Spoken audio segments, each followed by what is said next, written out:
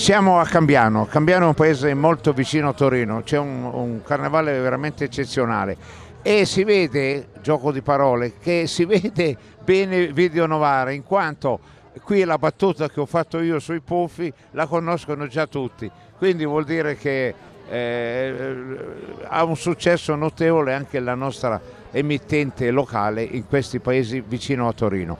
Regina, di qualcosa tu. Innanzitutto volevo precisare che la sfilata Novara ci sarà il 30 maggio, ci stiamo organizzando, quindi finalmente riusciremo a sfilare.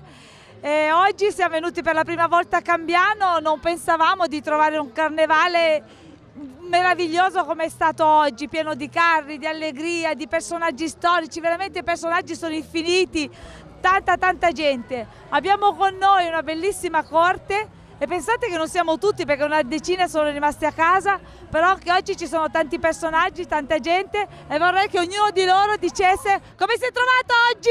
Bene! Avete visto? Ci ho impiegato 8 anni ma alla fine ce l'ho fatta a realizzare una corte veramente stupenda. Ragazzi, allora cosa volete dire?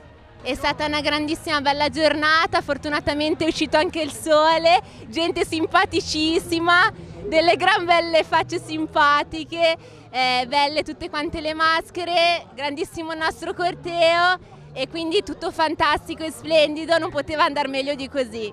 Siamo stati bene, oltre a esserci il sole ci siamo divertite da matte, le maschere sono bellissime, forza Novara! Siamo contentissimi che abbiamo partecipato a questa manifestazione. Ci siamo trovati davvero bene a questo carnevale qua, le persone sono tutte accoglienti e ci si lancia i coriandoli.